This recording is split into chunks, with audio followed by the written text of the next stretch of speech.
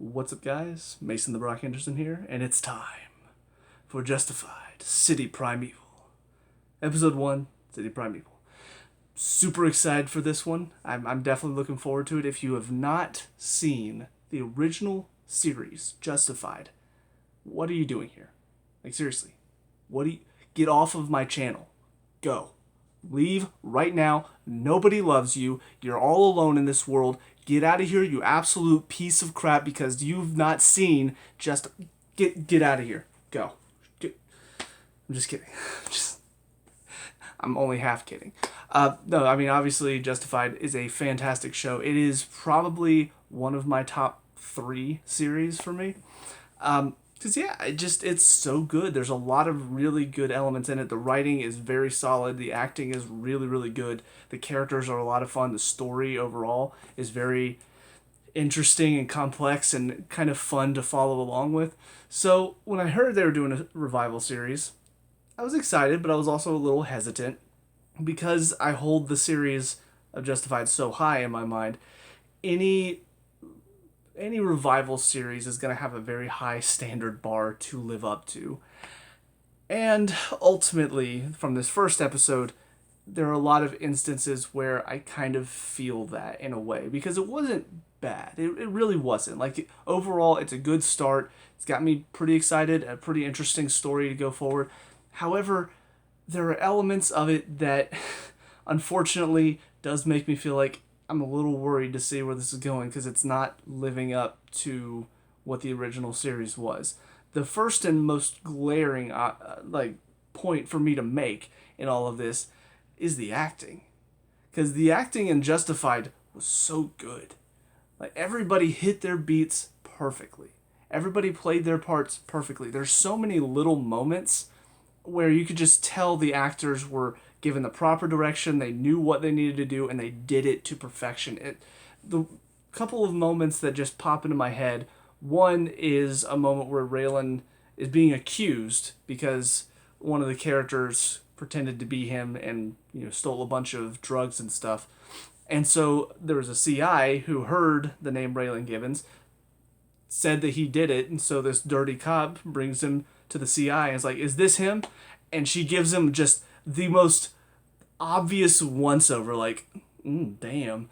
And it's like, no, because the guy who did it was this small little short thing.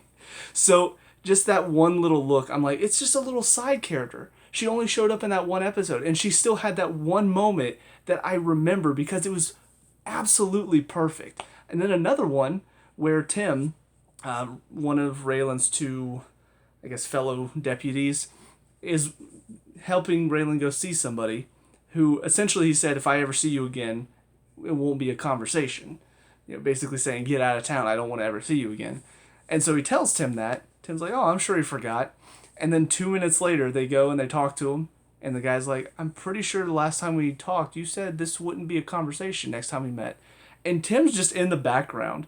And you can just see, like, as soon as he said that, there's this big smirk just pop up on his face. It's just perfect moments like that. Anyways, a little bit of a sidetrack, but this show so far has had several moments for me where the acting has fallen not just flat, it's fallen very flat. First of all, the daughter is probably the most glaring, obvious case, because I don't think I believed a single thing she said. Everything felt very bland. Everything felt very monotone. It felt like she was reading from a script. It did not sound like she was a character. She was a person. It didn't sound like she was a real person. It sounded like somebody just, okay, I need to say these lines. I said these lines. Okay, we're good now. I don't get it.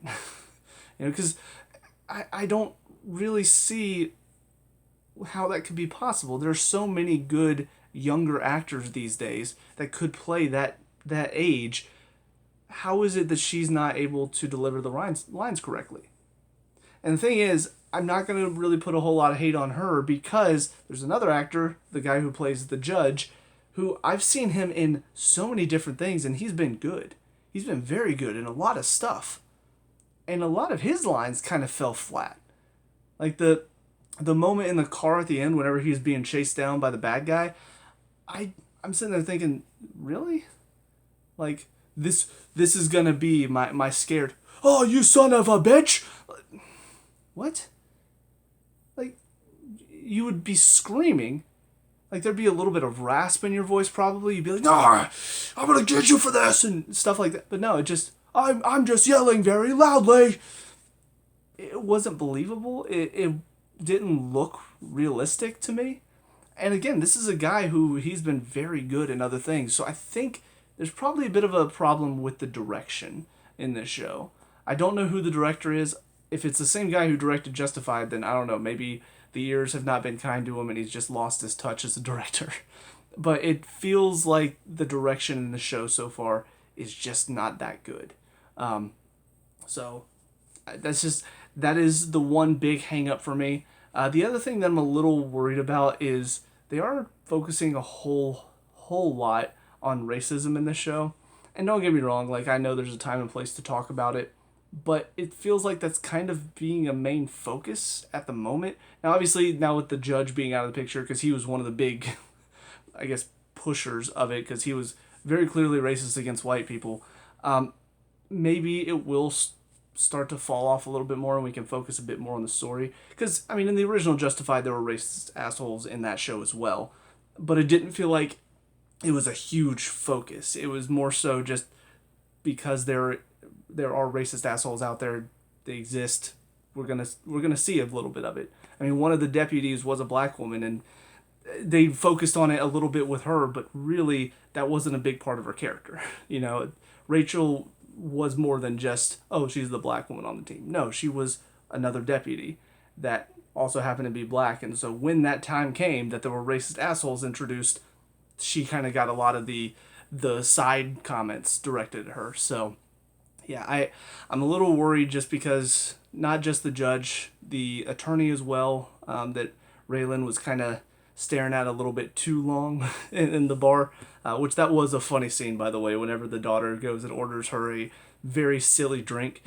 That was a good moment. But it seems like she's going to be sticking around for longer. I hope they give her a little bit more depth than just the attorney that likes to play the race card whenever a black man is being convicted of something. But I don't know. It worries me a little bit. There are also a couple of possibly, like the one, honestly, it feels like a lot of the black people are the ones that are being portrayed as racist, which is really weird for me, because I'm like, you would think it would be a little bit of both. I mean, obviously the one guy who got trapped down in the basement with like threatening his mother, obviously he was, but yeah, because you got the judge, you've got I guess you could say the attorney isn't racist, she's just using that as a way to get clients off.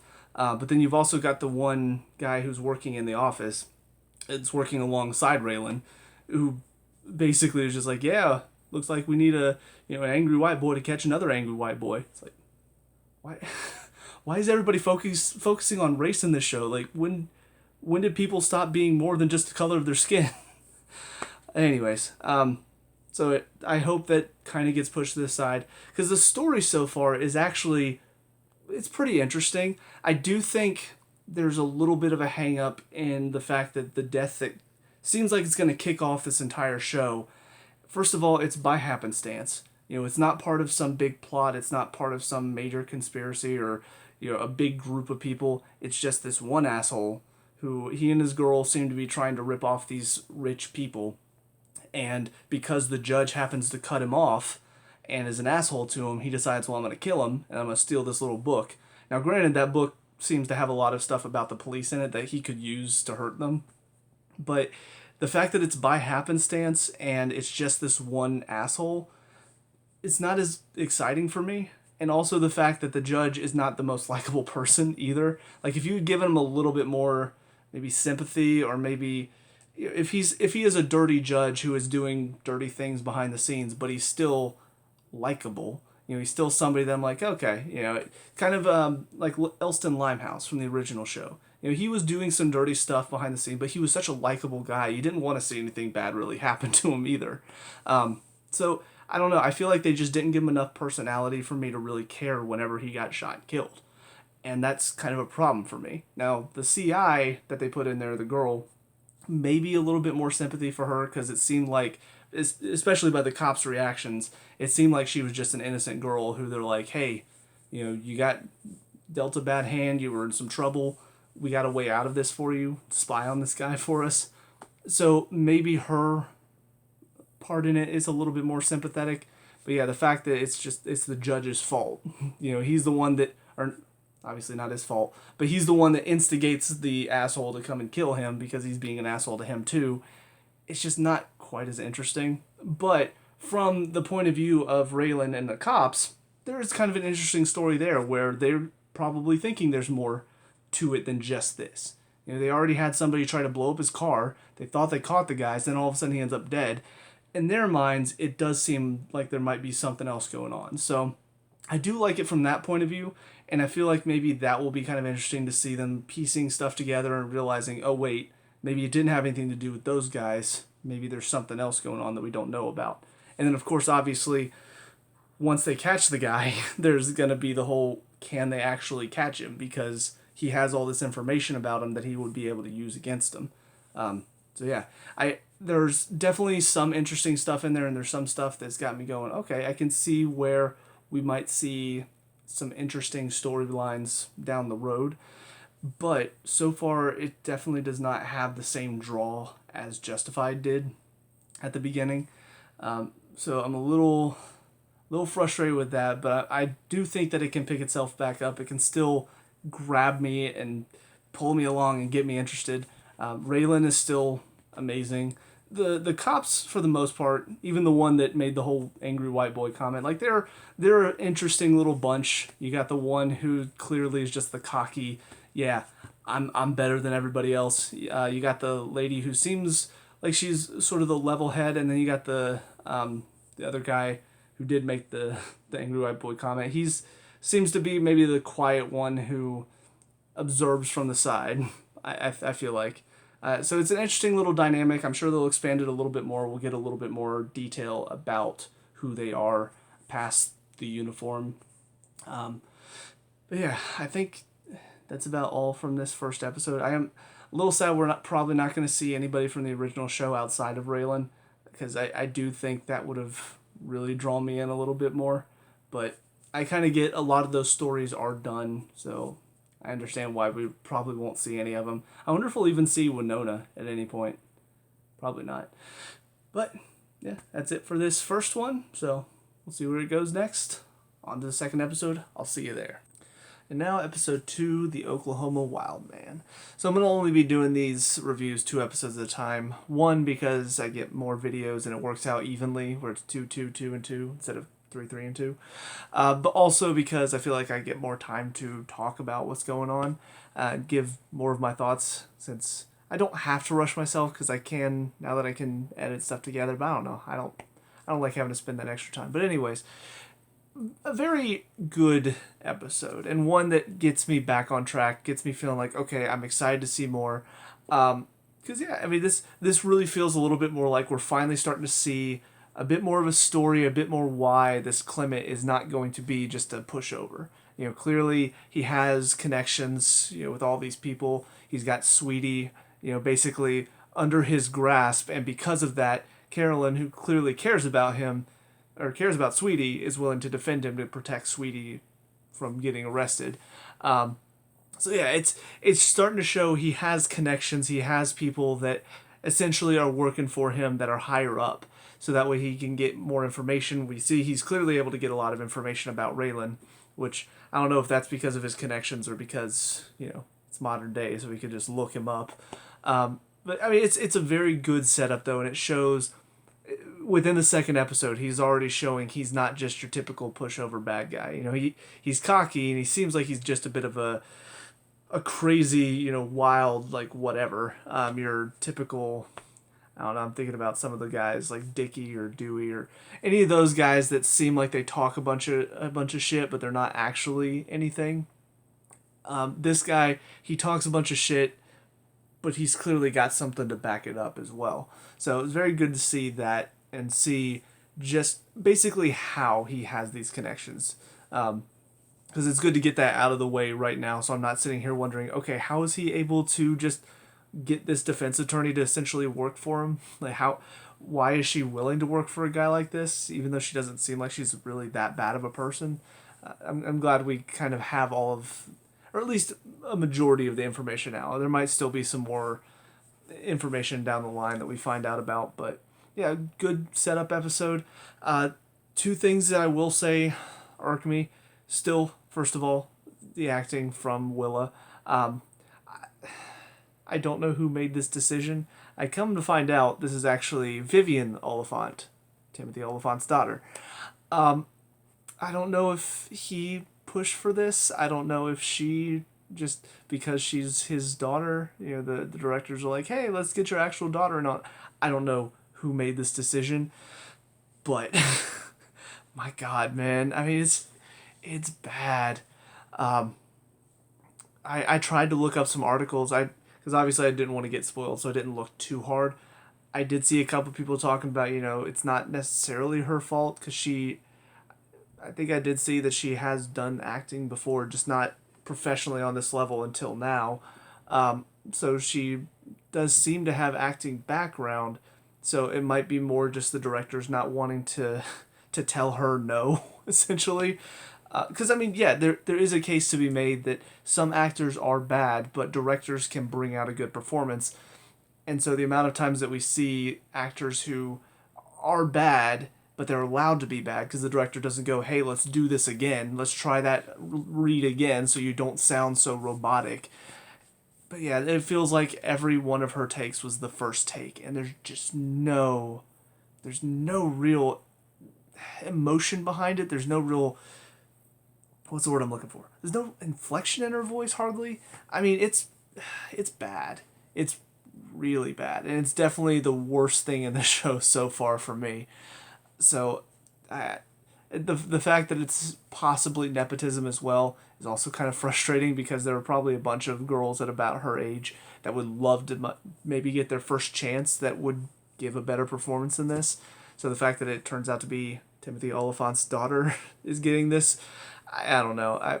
If she did a great job, I wouldn't be as upset about it. But the fact that she's not doing a good job, it feels like she's just there. And it's just, yeah, I'm just here to read lines and collect a paycheck. Like, that's really what it feels like. It makes that fact that it's his daughter doing this a little bit more frustrating. The other thing that's a little irritating for me personally, and I know not everybody cares as much about this, but the writing for this show so far, it's had its moments where it feels kind of Justified-esque, in the way that the little one-liners, the quips back and forth, the dialogue is solid for the most part. But there are some moments, like the fact that the F-bomb is dropped so much. Like, obviously, I'm not somebody who's like, oh, I can't believe they said that. But I am of the opinion that if you're using that word, it's because you're not really very clever with your, like, there are cleverer ways to say something without having to resort to the F word. The F word is there for just if you want a powerful, like, oh yes, like, honestly, Raylan's deliverance of it, whenever he's beating the crap out of Clement at the end, that is a place where I'm like, yeah, that's a good place to use it, because he's really pissed off. This guy basically just walked in and had a chance to do whatever he wanted to his daughter. I could see him dropping it there. That's a place where I'm like, absolutely.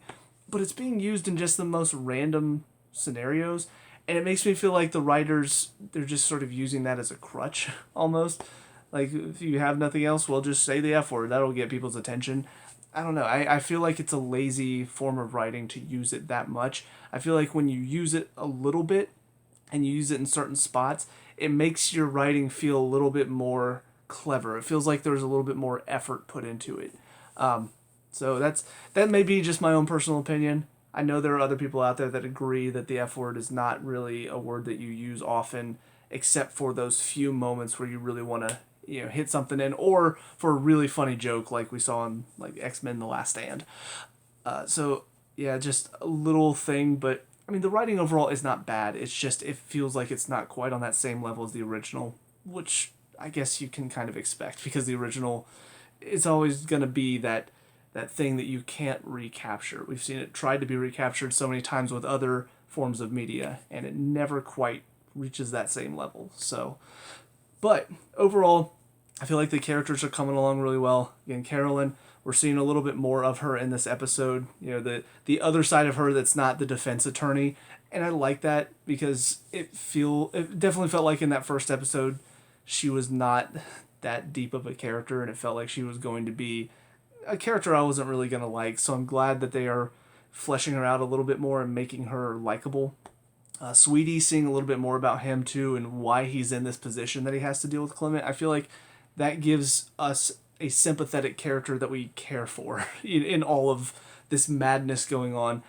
You kind of don't want to see anything bad happen to Sweetie because while he is obviously wrapped up in some dangerous stuff, he doesn't seem like a bad guy. He seems like a guy who just was dealt kind of a bad hand and is stuck in this position, and unfortunately Clement sort of drug him along for the ride and now is using him basically as leverage. It does make me feel bad for the guy and want to see him get out of all of this okay. As far as Sandy is concerned, her performance whenever she's acting sick and stuff, it's funny because that for me wasn't really that good. It didn't sound convincing, first of all, which I don't know if that's what they were going for. They wanted to show like, oh guys, Sandy, she's not good at hiding stuff when she's under pressure. But it felt like it wasn't good acting from the actress. It wasn't just, oh, Sandy's not good at it. It felt like the actress wasn't quite reading her lines correctly. So I don't know. I feel like there's a little bit of a disconnect where they were trying to show that Sandy was a bad actress, but instead it came off as the girl playing her was a bad actress.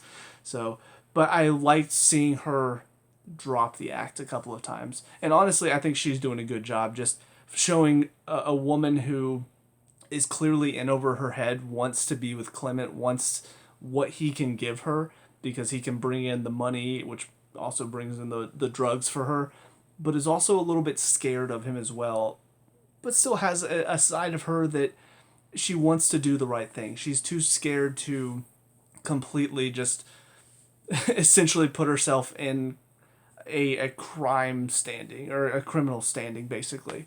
So I feel like her character, I'm excited to see what they do with her more. I hope they develop her a bit because she seems like that type of character that maybe by the end she'll want to help once she sees what a monster Clement is. Maybe that side of her that wants to do the right thing will override the side of her that wants the money and the drugs and the power and all of that. Or they could just turn her into somebody who's like, okay, yeah, I'm all in for this. Like, I'm ready to help you out. I don't know. It'll be interesting to see which road they decide to take. And on top of that, Robinson helping out Raylan.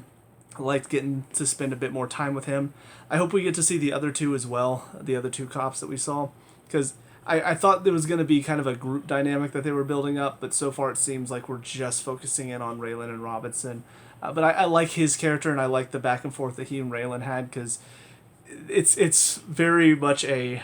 Raylan is a guy who's very intelligent, knows the job, knows the business, but Robinson is the one that has a bit of more of the inside track on how the city is run and knows a lot of these people that are, criminals and run the criminal world and have a lot of pull, knowing who Clement Mansell is and all of this. It's fun to see that type of team up where you've got the one who is very intelligent to figure things out and the one that's also has a bit more of an insider knowledge working together and building that case almost. I don't know. It's a fun dynamic and they're playing it very well.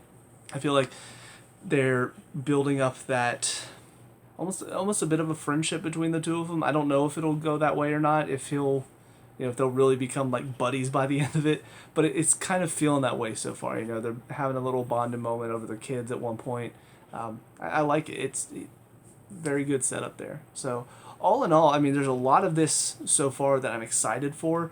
There are just a few hiccups, unfortunately, between Willow, which is a very big hiccup, and then the writing for me is just not quite as strong. I feel like it's not living up to the original, which is kind of expected, but there's enough here to get me excited that's got me interested and has me excited that I get to see more of Raylan Givens doing what he does. So yeah, I'm on board so far. So we'll see what happens next, but that's it for these two. So let me know what you think down in the comment section below. What are your thoughts on these two episodes? Let me know what we can talk about and discuss, all that good stuff. Leave a like and subscribe for future Justified City Primeval reviews, and I'll see you guys at the next one. Peace out.